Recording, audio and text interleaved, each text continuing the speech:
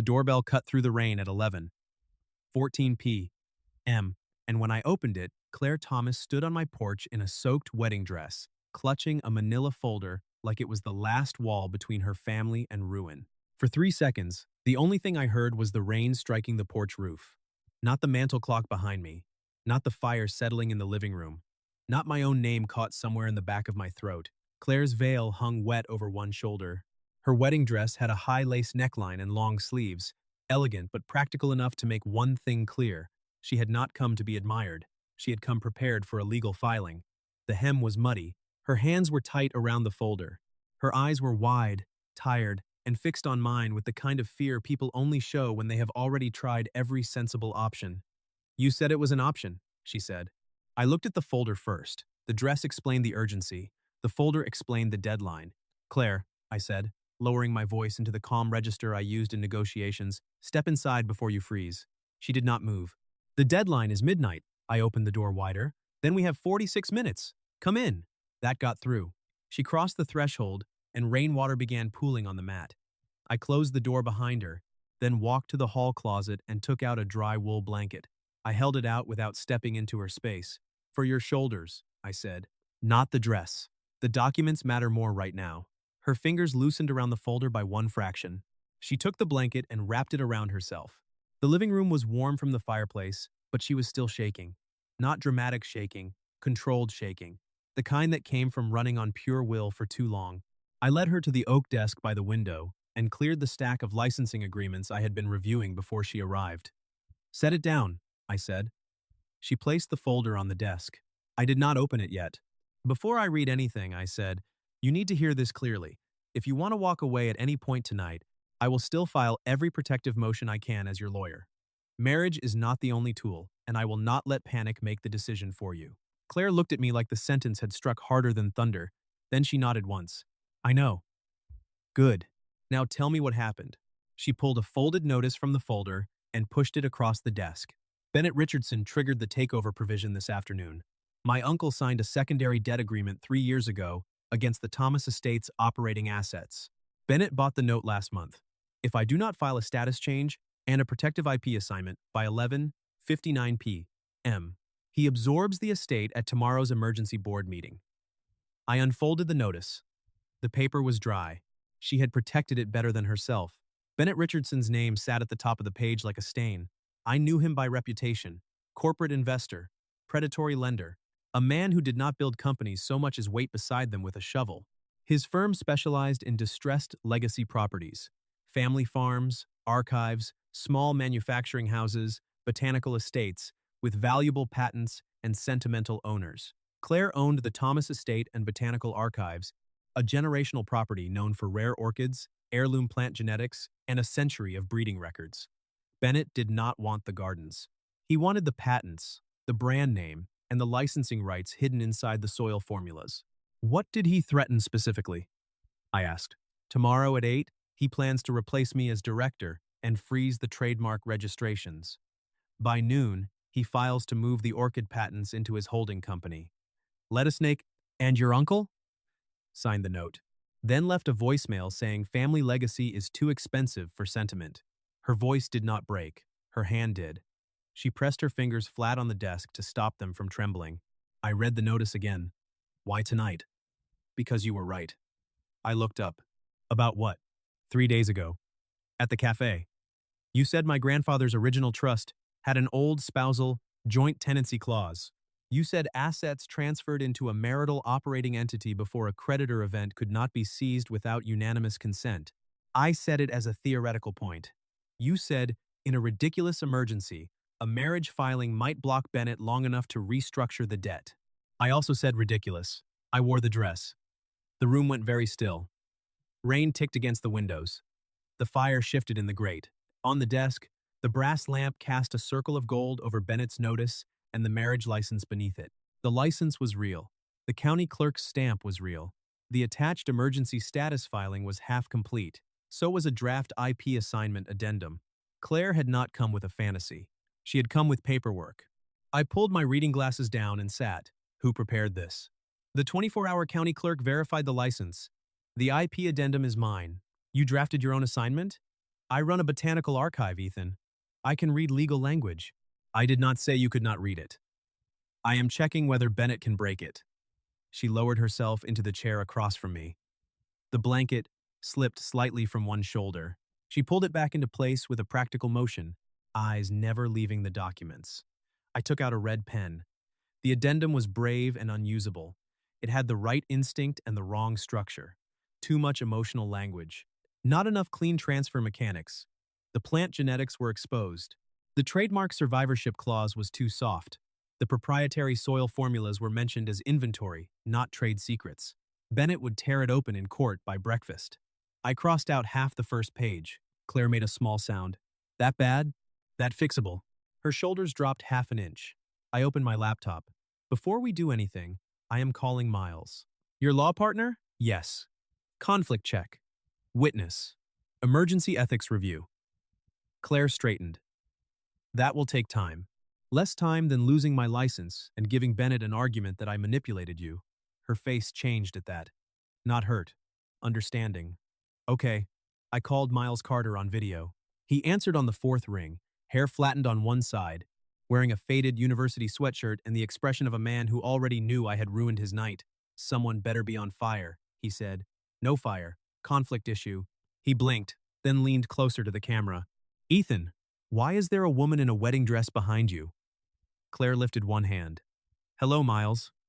Miles stared. Claire Thomas? Yes. He looked back at me. I need coffee. You need to listen. For the next 4 minutes, I summarized the Bennett notice, the trust clause, the deadline, the emergency filing, and the fact that Claire had arrived on my porch, already holding a clerk-verified license. Miles stopped looking sleepy by the second minute. By the fourth, he had opened his own laptop. Claire, he said, voice now professional, I need to ask you direct questions. Ethan cannot coach you. Are you choosing this voluntarily? Yes. Are you under threat from Ethan Scott? No. Has he promised romance, permanent marriage, money, or control of the estate in exchange for filing this? No. Do you understand that a civil marriage filing has legal consequences beyond tonight? Yes.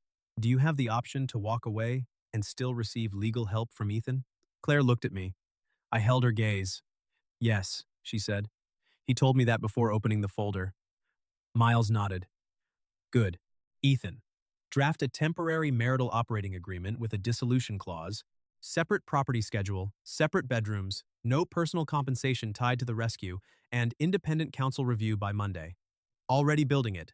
Of course you are. Claire looked between us. Separate bedrooms? Yes, Miles said, because Bennett will try to turn this into a scandal. We make it boring. Clean, documented. You are not two people acting out a romance.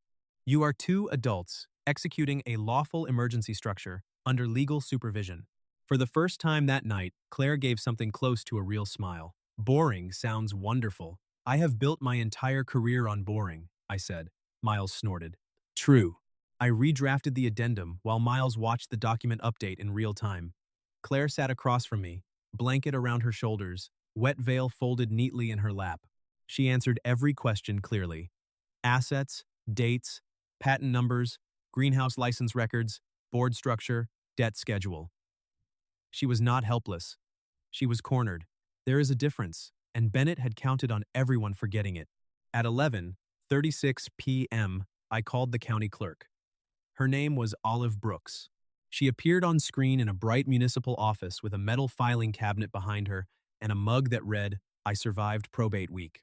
I have reviewed the license, Olive said. Both IDs are verified. The emergency marital property election can be time-stamped tonight if both parties confirm status and sign digitally. Miles Carter is witnessing as independent counsel observer, I said. I see him on the call. Miles lifted 2 fingers. I resent being awake. Noted, Olive said without expression. Claire sat beside me, not touching me, both hands folded on the edge of the desk. The wet dress spread around the chair like evidence of the distance she had crossed to get here. Olive read the civil language slowly. Not romantically, not like a ceremony, like a clerk who understood that paperwork could decide whether a family archive lived another day. Claire Thomas, Olive said, do you enter this civil marriage and property election voluntarily? With knowledge of the attached dissolution clause and separate property schedule? I do.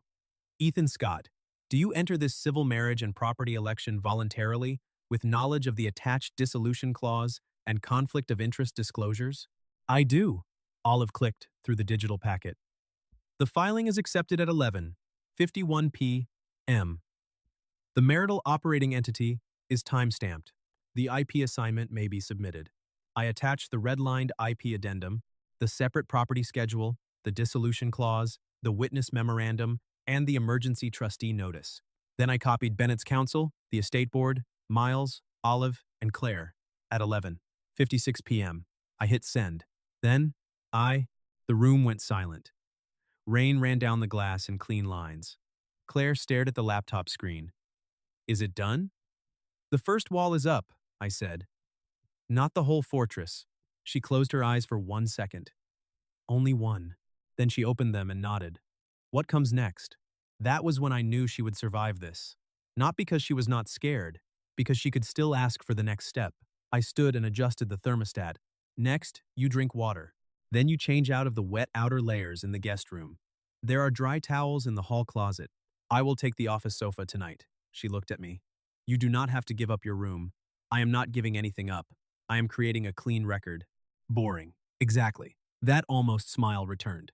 I brought her a glass of water and set it on the desk without touching her hand. Claire, I said. She looked up. No one in this house will treat tonight like a wedding night.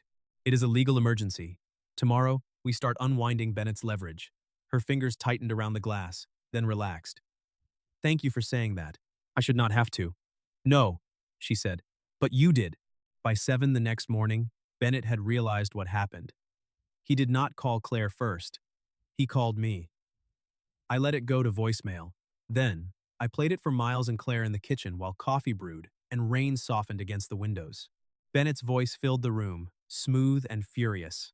Scott, whatever stunt you pulled last night will not hold. A panic marriage does not erase secured debt. Tell Claire to enjoy her little performance.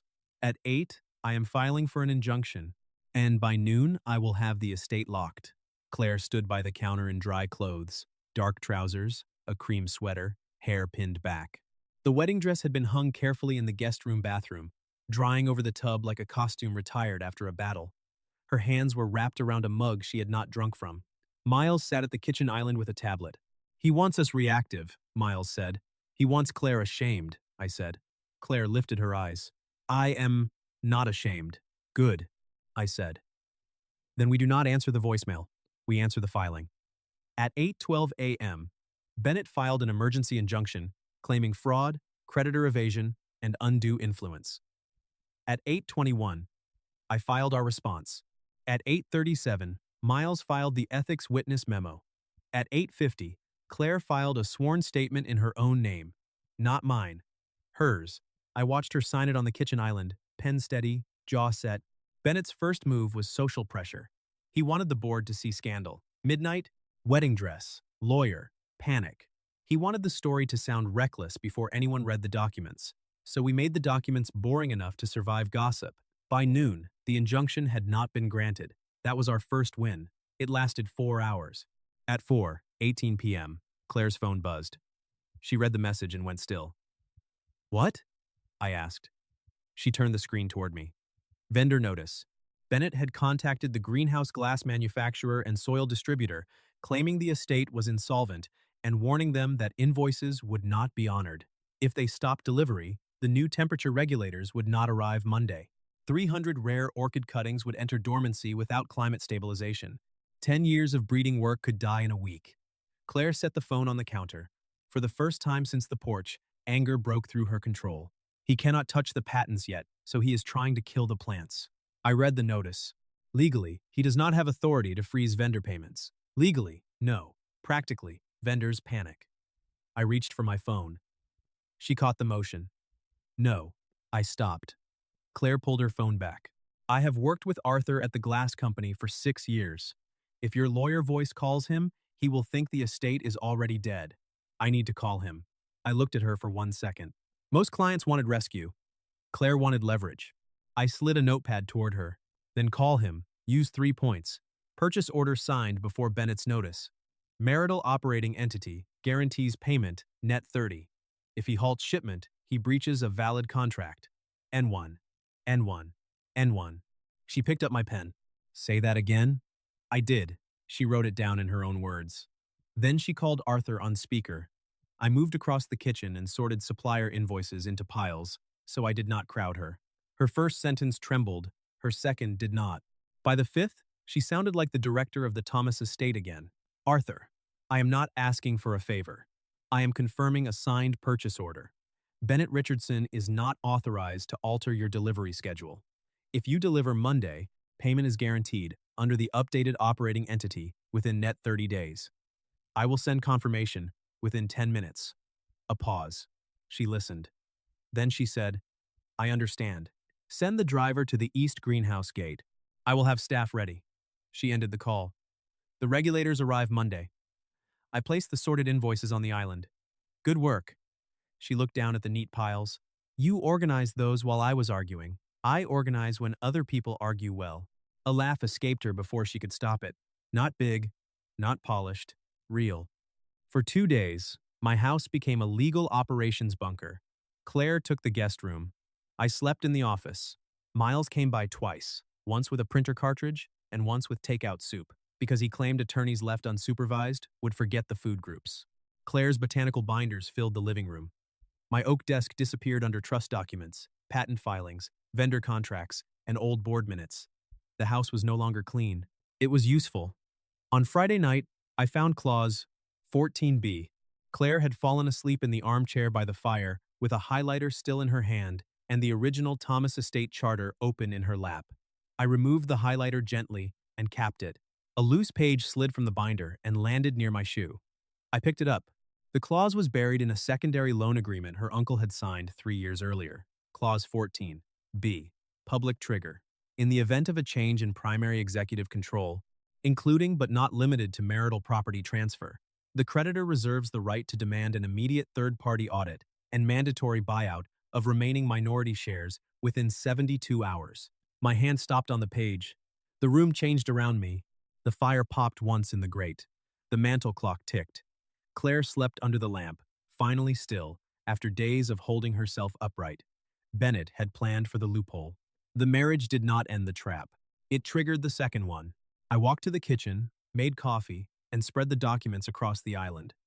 I did not wake her immediately, not because I wanted to hide it, because I wanted an answer before I handed her another disaster. For 3 hours, I cross-referenced the loan agreement with state property statutes, trademark filings, orchid patents, trade secret registrations, and the original trust architecture. I followed every wire until one strand separated from the rest. The physical estate was encumbered. The intellectual property was not.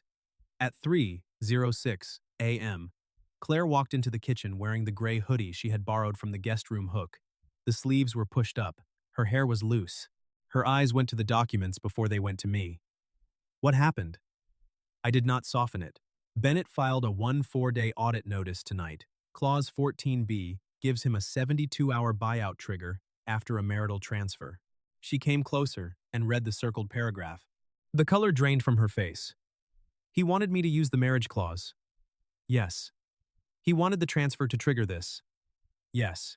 Her hand pressed flat on the marble counter. If we fail the buyout, he gets the estate. He gets the physical assets. She looked up. What does that mean? I slid the trademark registry printouts toward her. Your grandfather separated the Thomas Estate brand, the hybrid orchid patents, and the soil formulas from the land in 1982. Bennett read the secondary loan. He did not read the original trust architecture. Claire blinked once. The panic did not vanish. It reorganized. The greenhouses are not the business. No, the IP is. He can seize glass and dirt. Without licenses, he cannot sell under the Thomas estate name, cultivate the patented orchids, or use the proprietary soil process. Claire stared at the paper. Then she reached across the island and took the red pen from beside my hand. Show me the licensing numbers. I turned the laptop toward her. She sat down. The clock ticked twice. Then she pulled the spreadsheet closer. Let's build the trap. By Monday morning, Bennett's downtown boardroom looked exactly like a room built to make people feel small. Long table, glass walls, city view, 3 junior lawyers with laptops open. Bennett at the head, silver watch visible, expression already arranged into victory. I walked in first with one slim leather portfolio. Claire entered beside me, not behind me. She wore a tailored navy suit, hair pinned back, no sign of the woman who had stood on my porch in the rain except for the same steady eyes. Bennett looked at her left hand, then at me. Claire, he said, smiling without warmth. I hope the honeymoon was worth it. I placed the portfolio on the table. No one moved. Mr. Richardson, I said, before my client considers any transfer, we need to discuss licensing fees for your continued operation of the Thomas Estate facilities. His smile thinned. Licensing fees? You are foreclosing on physical structures. Dirt. Glass. Irrigation. Storage facilities. I opened the portfolio and removed one page. You are not acquiring the Thomas Estate trademark, the hybrid orchid patents, or the proprietary soil processes. Those rights are held separately in the protected marital operating entity. One of Bennett's junior lawyers leaned forward, then stopped typing. Claire slid the cease and desist across the table herself. My grandfather separated the filings in 1982, she said. You read the debt note. You did not read the trust. Bennett looked at the page. His jaw tightened. I added the second document. This is a structured exit offer. We buy your debt position at 30 cents on the dollar. You recover part of your investment and leave the Thomas estate with no operating claim. If you refuse and take the land, we file trademark and patent actions immediately. Statutory damages will exceed the note value before you sell a single greenhouse panel. Bennett stared at me.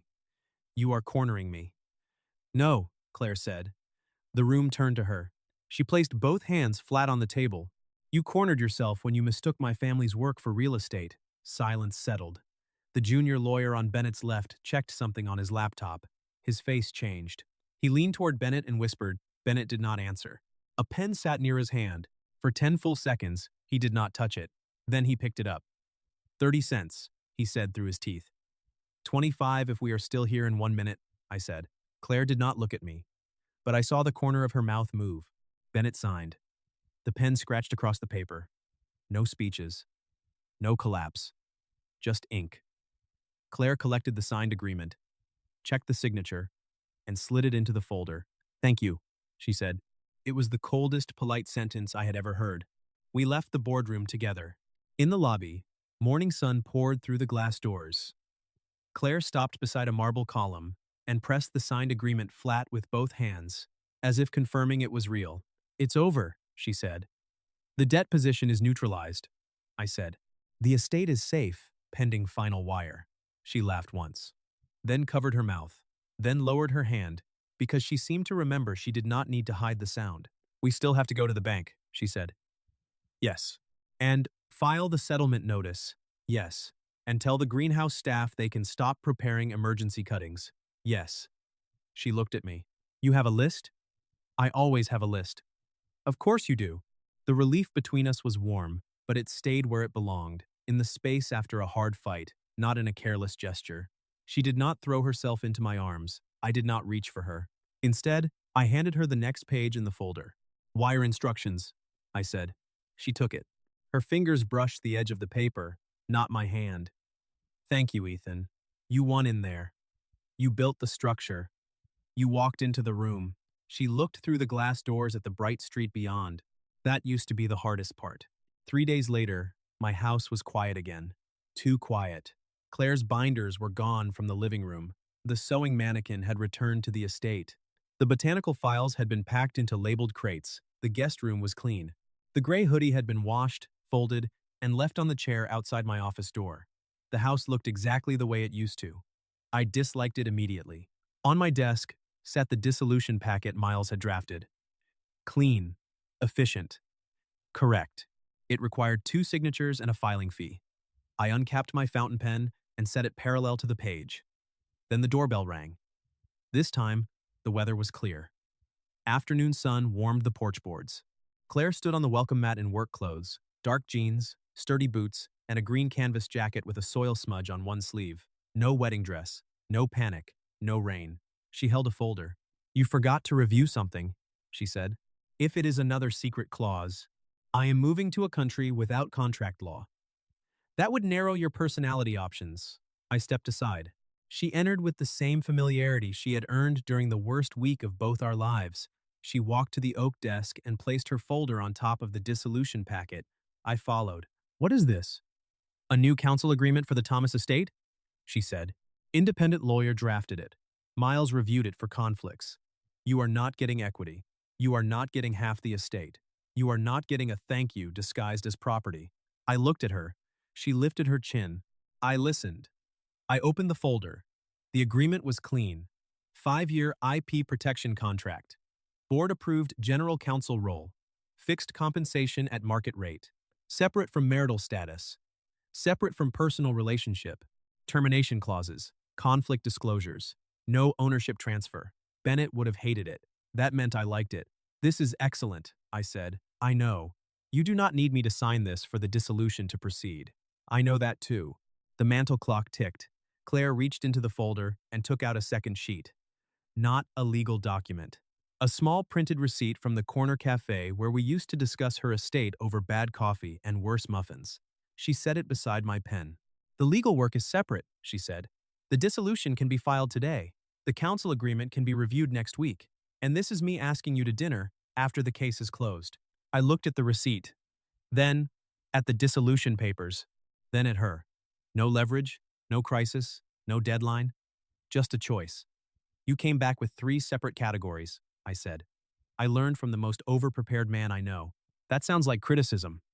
It is evidence. The clock ticked again. I picked up the dissolution packet first. Claire did not flinch. I signed where required. Then I turned the packet toward her and placed the pen beside it.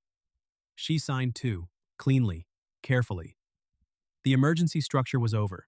The choice remained. I took the cafe receipt and held it between 2 fingers. What time is dinner? Her smile was quiet, steady, and entirely her own. 7. No legal documents allowed. That may be difficult for me. I believe in your ability to adapt. I looked around my restored craftsman living room, the oak desk, the clean floor, the fireplace, the empty spaces where her binders had been. For weeks, I had told myself the house was orderly. Now, it simply looked ready. I will be there, I said. Claire picked up the signed dissolution papers and tapped them into a neat stack. Good. She walked to the door, then paused and looked back. Ethan? Yes? When I showed up in the dress? I was terrified you would think I was asking you to save me. You asked me to help you build a shield, and you handed me tools. Outside, the afternoon light touched the porch. Claire opened the door herself. That mattered. She had come in during a storm because a legal trap had left her no easy exits. She was leaving in sunlight with signed papers, protected assets, a living estate, and every choice still in her own hands. I looked at the cafe receipt again. For the first time in years, my quiet house did not feel like a retreat from the world. It felt like a place someone might choose to return to, not because she had to, because the door stayed open. The end. Closing thoughts. Core lesson. Protection means giving someone tools, not taking their choices. Green flag. The right person separates love from leverage. Please like and subscribe so we can share more stories like this.